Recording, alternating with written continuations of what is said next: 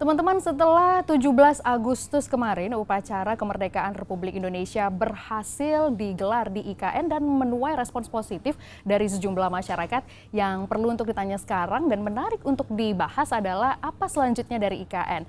Kalau kita lihat respons masyarakat waktu itu ada yang pengen berkunjung ke IKN, ada yang bahkan jauh-jauh datang dari wilayah lain untuk bisa menyaksikan upacara secara langsung. Nah, kira-kira seperti apa kedepannya IKN ini saya akan bahas langsung bersama dengan Troy Pantau, juru bicara Otorita IKN, sudah hadir di studio bersama kami. Selamat sore Bapak, apa kabar? Sehat? Terima kasih sudah bergabung bersama kami di Liputan Rames CTV. Ya. Selamat sore Cia, terima kasih juga. Sama-sama. Ini jangan-jangan abis dari KN ini Pak ya? Jadi pulang pergi, Jakarta, Balikpapan, kemudian ke kawasan inti pusat pemerintahan di IKN. Oke. Sehat saya, terima kasih. Sehat ya, terlihat emang wajahnya sumringah sekali ya sore ini ya. Kira-kira ada kabar baik nih sepertinya dari IKN ya Pak ya. Kalau kemarin kita berhasil merayakan Hari Ulang Tahun Republik Indonesia, upacaranya digelar di 2 lokasi di IKN ya Pak ya.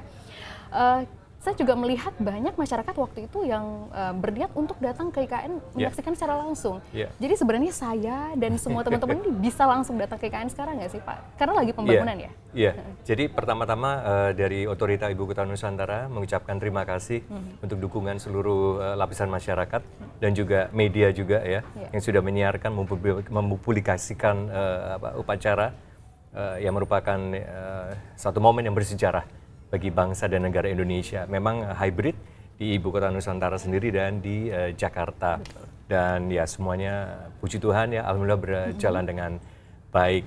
Nah, memang betul antusias warga masyarakat sangat besar, baik yang memang mendapatkan undangan ya, memperoleh undangan untuk datang mengikuti upacara di Ibu Kota Nusantara. Tetapi juga ada di beberapa lokasi juga bisa semacam nobar gitu, ya. Jadi nonton bareng gitu sudah disiapkan di beberapa area, baik oleh Pemda setempat, ya, dan kami juga, dan semua berlangsung dengan baik, sangat antusias. Ke depan bagaimana? Nah, ini adalah hal yang menarik karena memang antusiasme masyarakat juga ingin menyaksikan langsung progres pembangunan Ibu Kota Nusantara, terutama di kawasan inti pusat pemerintahan. Di situ ada Istana Negara, ya, kemudian ada Istana Garuda di mana Bapak Presiden berkantor. Nah, ada satu kawasan yang disebut dengan Plaza Seremoni. Nah, di kawasan tersebut masyarakat tentu bisa melihat bagaimana arsitektur keindahan dari kawasan yang memang diperlihatkan ada forest trail, kemudian di situ ada embung ya di sekitarnya, lalu ada galeri UMKM, ada visitor center, kemudian garis lurus dengan Istana Garuda, Istana Negara, itu ada namanya Taman Kusuma Bangsa, ya satu tempat di mana kita menghargai, menghormati jasa dari para pahlawan. Nah, tentu saja pada saat ini memang dibatasi kunjungan untuk umum, ya. Jadi memang sampai dengan akhir bulan September. Nah, kawasan tersebut belum bisa dimasuki oleh masyarakat secara umum. Jadi ada pembatasan. Nah, pembatasan ini berlaku untuk seluruh warga umum, tetapi perkecualian bisa untuk lembaga dan instansi tertentu. Hanya dibuka pada hari-hari tertentu, gitu Cia. Jadi hanya pada hari Kamis dan Jumat, ya. Dan itu pun harus mengirimkan surat resmi terlebih dahulu. Ya, kepada kami, ya, kepada Ketua Satgas Pengendalian Pembangunan dan juga bisa kepada Deputi Pengendalian, Ketua Satgas Pembangunan, ya, IKN, dan juga bisa ke Deputi Pengendalian Pembangunan Otorita Ibu Kota Nusantara dan juga bisa kepada Kepala Balai, ya. Balai Prasarana Pemukiman Wilayah Kaltim. Jadi harus mengajukan surat terlebih dahulu dan dibatasi jumlahnya. Dan juga ada pengaturan kendaraan juga, Cia ya, untuk masuk ke wilayah tersebut. Ya. Kalau saya lihat kemarin tuh ada masyarakat yang berkunjung ke IKN Pak. Jadi kalau untuk masyarakat sekitar di situ juga tetap harus membuat surat izin terlebih dahulu atau sekedar untuk lihat-lihat gitu ya. Kalau Indonesia kan sering berkunjung gitu ke IKN gitu. Kira-kira seperti apa Pak untuk warga lokal deh? Iya, jadi sama saja aturannya. Jadi semua sekarang memang tidak bisa serta-merta masuk ya. hanya untuk instansi, lembaga ya tertentu dan harus memperoleh izin, kemudian bersurat terlebih dahulu. Harap bersabar, paling tidak sampai dengan akhir bulan September. Nah, kemudian setelah itu akan dibuat kebijakan yang baru. Dan alasannya ini yang paling penting perlu diketahui oleh masyarakat. Jadi ini semata-mata untuk keselamatan publik, ya, karena begitu banyak alat-alat berat ya di sekitar kawasan tersebut, dan kemudian memang jalannya itu sendiri ya, itu memang ada satu rute yang tidak bisa kemudian berpatok pada hanya lewat satu rute ini ya, karena sedang pembangunan ini rute bisa berubah ya, jadi bisa melewati arah yang berbeda begitu, dan kalau tidak diatur dengan baik ini bisa tidak akan memperlancar gitu ya masuknya masyarakat. Jadi ini alasan sebetulnya safety reason aja ya, keamanan, keselamatan, dan ini kami berharap masyarakat umum bersabar ya. Tidak lama kok ini ya kan, sebentar lagi kita serahkan kepada teman-teman PUPR untuk membangun semuanya bisa berjalan dengan baik. Dan di sekitar kawasan tersebut itu total ada sekitar 24.000 pekerja. Ya, mereka sedang bekerja dengan keras 3 shift gitu ya, pagi, siang, malam, ya, pekerjaan konstruksi. Dan tentu saja kita mengharapkan dukungan ya dari semua pihak agar proses pembangunan ini bisa berjalan dengan lancar. Tadi ada sekitar ribuan pekerja di sana, berarti ya, betul. Mereka juga tinggal di sekitaran kawasan pembangunan IKN ya, gitu betul. Pak. Jadi seharusnya malah ini mungkin akan menjadi kabar baik juga untuk masyarakat IKN. Bahkan saya lihat ada yang sampai menyewakan ruangan rumah tempat tinggalnya untuk menjadi tempat tinggal mereka di situ. Harusnya ekonomi masyarakat bisa tergenjot. Betul sekali. Iya, betul sekali. Jadi memang dengan keberadaan Ibu Kota Nusantara ini ya directly ya, jadi langsung itu ada satu tatanan pertumbuhan ekonomi yang signifikan ya, meningkat ya dari kawasan sekitar. Jadi betul, salah satunya adalah aspek akomodasi ya. Nah, kemudian juga aspek dalam konteks konsumsi ya. Jadi banyak tuh sekarang usaha-usaha catering ya, pengantaran jasa makanan. Nah, ini bertumbuh. Kemudian warung makanan ya, restoran itu bertumbuh. Luar biasa sekali pertumbuhan ekonominya, sangat pesat di sekitar Ibu Kota Nusantara, dari Sepaku dan sebagainya ya. Penajam Pasir Utara nama wilayahnya, dan bahkan sampai berimbas sampai ke Balikpapan, Samarinda ya, hingga Kalimantan Timur. Ya, kita bersyukurlah. Iya Pak, saya juga lihat kemarin di beberapa media dan juga karena rekan kita juga kemarin tuh datang waktu 17 Agustus ya. Saya ketemu dengan teman-teman di situ. Betul, ya. Ada Aziza Hanum waktu itu yang meliput langsung ya dengan Jati Dharma. Nah, yang saya lihat waktu itu ada banyak sekali bangunan-bangunan yang masih dalam pembangunan ya Pak ya. Ada rumah sakit ya, dan yang sekarang juga masih tetap terus digenjot seperti itu. Nah, Pak, kira-kira bagaimana kemungkinan ke depan ini, apakah IKN juga optimistis akan bisa terlaksana? Lalu bagaimana masalah investasi yang sempat beberapa waktu lalu kita sering dengar investor sudah datang begitu. Kira-kira untuk sekarang seperti apa, Pak? Iya, jadi tetap pembangunan tetap berlanjut, kemudian proses investasi pun tetap berlanjut ya. Nah, kemarin memang yang dilihat oleh teman-teman reporter ya di lapangan ya, progres pembangunan secara fisik baik dari bangunan-bangunan yang memang untuk kepentingan pemerintah maupun non APBN ya dari swasta itu tetap berlanjut. Bahkan salah satu hotel bintang 5 di sana ya, Hotel Nusantara ya, itu bahkan sudah selesai ya. Dan kemudian ada rumah sakit tadi yang disebutkan ya, itu beberapa sudah siap ya, akan launching ya, akan bisa mulai menerima pasien begitu ya. Nah, ada rumah sakit Hermina, ada rumah sakit Mayapada yang dari swasta. Nah, kemudian berbicara soal investasi, jadi kami sudah melakukan groundbreaking ya, peluncuran ya, sudah sampai pada tahap 7 ini groundbreaking, dari tahap 1 sampai dengan tahap 7. Dan itu berbagai sektor swasta ya, yang masuk. dan juga dari berbagai macam jenis ya.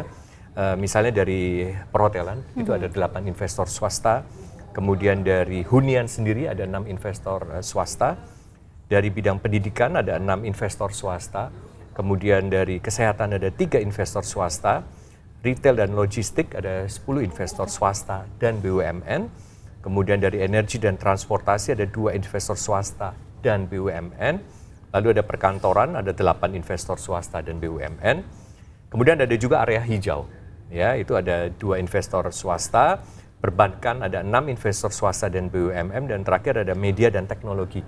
Ada 3 investor swasta dan BUMN. Pesannya adalah bahwa minat berinvestasi di Ibu Kota Nusantara itu besar sekali, begitu ya.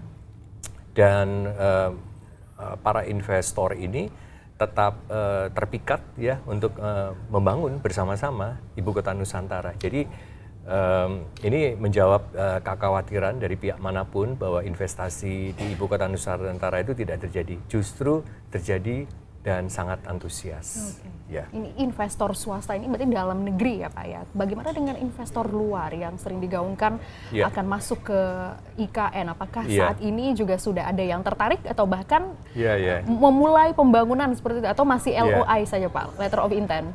Ya, jadi investor yang dikatakan dari luar negeri itu sebetulnya sudah melakukan kolaborasi pembangunan bersama dengan investor lokal Indonesia. Dan mereka sudah masuk. Contoh yang tadi saya sebutkan adalah Hotel Bintang 5 ya, Hotel Nusantara, itu salah satunya. Kemudian juga ada rumah sakit juga. Dan ada juga sekolah international school, itu juga sudah ada gitu di Ibu Kota Nusantara. Jadi sebetulnya sudah ada partisipasi dari luar negeri atau asing ya bersama dengan investor lokal. Nah, ke depan ya akan ada groundbreaking berikutnya, berarti groundbreaking ke-8. Nah, itu direncanakan ya insya Allah puji Tuhan di bulan September. Kita tunggu nanti ya jadwal pastinya. Nah, di situ akan ada beberapa hal yang akan lebih memastikan tentang masuknya investor asing. Groundbreaking di bulan September ini tentang apa nih Pak? Apa yang akan dibangun di bulan September itu? Iya, jadi akan ada beberapa variasi dari investor begitu ya, dari perusahaan, ada dari bidang pendidikan, kemudian nanti kita akan informasikan lebih lanjut detailnya. Ya, sedang dipersiapkan segala sesuatunya. Ya. Pertanyaan saya mungkin sama dengan banyak masyarakat Indonesia ya Pak ya. Jadi IKN ini optimistis akan tetap berlanjut walaupun presiden berganti? Ya. Oh iya, kami sangat optimis ya. Ibu Kota Nusantara pasti tuntas ya sesuai dengan jadwal. Apalagi pendirian Ibu Kota Nusantara itu berdasarkan undang-undang, jadi tidak bisa diragukan lagi. Bahkan Presiden Jokowi ya memberikan perhatian yang sangat besar terhadap Ibu Kota Nusantara. Beliau bahkan boleh dikatakan tiap bulan gitu kan ya, hadir sendiri menyaksikan, melakukan groundbreaking ya, bersama-sama bertemu dengan investor, bersama-sama bertemu dengan masyarakat, tokoh-tokoh masyarakat ya, tokoh-tokoh adat dan lain sebagainya, ketemu dengan anak-anak muda di sana begitu ya, berdialog begitu. Dan kemudian juga Pak Prabowo sendiri ya kan, memberikan kepastian gitu ya bahwa pembangunan Ibu Kota Nusantara berlanjut dan menjadi fokus ya untuk waktu-waktu yang berikutnya. Perlu diketahui bahwa Ibu Kota Nusantara itu menjadi kebanggaan seluruh bangsa Indonesia. Jadi kita sangat optimis begitu ya. Tanggapan masyarakat sangat luas. Saya ingin menyampaikan satu hal, Mbak Cia, bahwa Ibu Kota Nusantara ini adalah pembangunan hasil karya anak bangsa. 100% karya anak bangsa. Jadi dalam lubuk hati saya yang terdalam ya, ketika saya menyaksikan progres pembangunan dari awal dan sekarang sudah mulai kelihatan ya bentuk fisik dari Ibu Kota Nusantara lewat ada beberapa bangunan yang memang sudah jadi. Itu satu hal, terharu, bangga, dan antusias gitu loh, karena ini akan menjadi milik generasi ke depan bangsa Indonesia ya, yang akan memiliki Ibu Kota Nusantara ini. Harus bangga, Mbak. Iya, iya.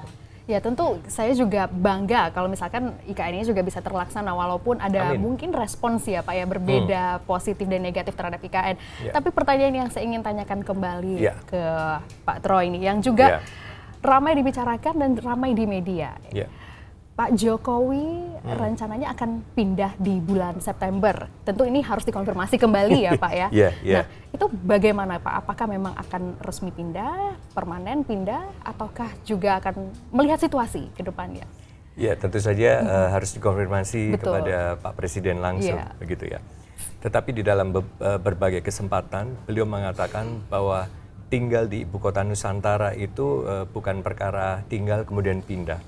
Ibu Kota Nusantara itu adalah membangun peradaban yang baru. Nah, ini yang harus kita kawal, ya, membangun peradaban baru, Indonesia yang baru menuju Indonesia Emas tahun 2045. Dari situ kita bisa membaca bahwa beliau sangat passionate gitu ya terhadap Ibu Kota Nusantara. Dan Ibu Kota Nusantara ini dibangun juga untuk membuat satu budaya kerja birokrasi yang baru. Nah, itu artinya itu sudah tanda-tanda gitu ya, bahwa perhatian penuh dari beliau dan pasti beliau akan spend time a lot gitu ya, meluangkan waktu sangat banyak di Ibu Kota Nusantara. Dan Ibu Kota Nusantara ini adalah konsep masa depan kota berkelanjutan. Bayangkan, tingkat polusi di Ibu Kota Nusantara itu sangat rendah. Beda sekali dengan kota-kota besar di Jakarta. It's a very nice place ya. Tempat yang ideal untuk ditinggali. Mengapa tidak begitu? Betul. Ya. Kalau melihat dari indeks polusinya juga sangat rendah. Dibandingkan sangat rendah. Singapura ya. Betul. Oke, Pak, saya ingin tanya ke Bapak karena Bapak kemarin pasti hadir ke IKN beberapa kali. Kira-kira bagaimana sih perasaan yang didapat pengalaman? Mungkin bisa diceritakan ke teman-teman Liputan 6 selama di IKN semingguan ya, kurang lebih seminggu. Pak Troy juga tinggal di sana. Mungkin bisa diceritakan ke kita pengalamannya di sana selama tinggal di IKN. Apa sih yang disuka dari IKN gitu ya? Iya. Selain udaranya ya Pak. Iya, kalau saya sendiri bukan hanya seminggu ya, tapi berkali-kali ya, memang saya bekerja bertugas gitu ya di Ibu Kota Nusantara. Jadi bertemu dengan begitu banyak stakeholders ya yang datang kemudian melihat sendiri, atau istilah yang sekarang kita pakai adalah seeing is believing. Melihat, percaya gitu. Nah, saya mendapatkan testimoni ya, kalau misalnya bicara tentang diri saya mungkin beda gitu ya. Betul. Jadi saya mengambil aja pick up testimoni dari mereka yang datang, mereka merasa kok rata-rata kagum gitu loh. Ya kan ya, dan bahkan yang dulu pernah datang hanya sekitar 2-3 bulan gitu ya. Ketika datang lagi, itu perubahannya itu sangat pesat. Jadi saya bisa menangkap betapa harapan, hope yang saya tangkap, dan itu transfer ke diri saya. Akhirnya saya juga punya harapan yang besar juga, karena begitu banyak harapan, hopes dari para stakeholders ini terhadap Ibu Kota Nusantara. Jadi satu kota yang akan menjadi kota contoh bagi kota-kota yang lain gitu ya, bukan hanya di Indonesia loh Mbak, kita bicara kota dunia. Karena visi dari Ibu Kota Nusantara itu adalah kota dunia untuk semua. Jadi kalau ditanya bagaimana ya perasaan saya, ya haru biru, campur baur begitu ya. Karena saya menangkap sendiri testimoni dari stakeholders, pemangku kepentingan, orang-orang yang datang, bahkan warga lokal setempat. Mereka bangga sekali loh Mbak gitu loh terhadap Ibu Kota Nusantara. Karena mereka belum pernah merasakan begitu luar biasa pembangunan yang pesat ini, dan mereka sangat terhormat. Ya, bukan hanya warga sekitar ya, tetapi sampai di Balikpapan, Samarinda saya ketemu, merasa sangat tersanjung, sangat bangga, sangat terhormat bahwa wilayah di mana tempat mereka berada itu dijadikan satu ibu kota yang menjadi kebanggaan. Bukan hanya warga Indonesia, kalau saya mungkin lebih lagi ini menjadi kebanggaan warga dunia. Lalu Pak, bagaimana masyarakat nanti, pemerintah bisa mengakomodasi masyarakat yang mungkin juga ingin terlibat dalam pembangunan IKN dan juga berinvestasi, khususnya warga lokal gitu. Karena saya lihat mereka juga ada yang beberapa waktu lalu ada masyarakat yang juga ingin ikut terlibat di sini. Ya betul.